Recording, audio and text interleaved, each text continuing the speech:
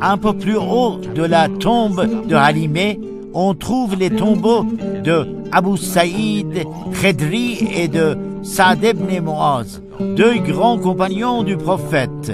Dès l'âge de 15 ans, Abu Saïd, un Ansar accompagnait déjà l'envoyé de Dieu dans toutes les batailles. La première bataille dans laquelle il avait pris part, c'était la bataille de Khandaq.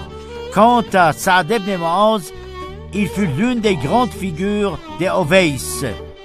Ce dernier fut blessé lors de cette bataille et tomba en martyr à cause de ses blessures. C'est la seule personne que l'envoyé de Dieu avait accordé la mission de juger Bani Quraïza, une tribu des Juifs qui habitaient à Médine, à cause de leur trahison.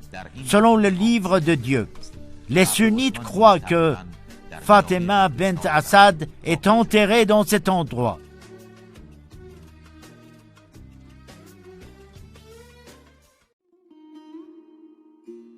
Plusieurs autres compagnons du prophète ont été enterrés dans ce cimetière, mais malheureusement, nous n'avons aucune trace de leur tombeau. Ici, c'est Bari, centre du ciel et de la terre, l'endroit dans lequel repose Fatima Zahra, la mère des princes, des jeunes du paradis. Mais où précisément? L'angoisse, la rancune de plusieurs années dans les sanglots. Vous allez rentrer maintenant et vous allez dire à l'envoyé de Dieu que « Regarde ce qu'ils ont fait de tes enfants ».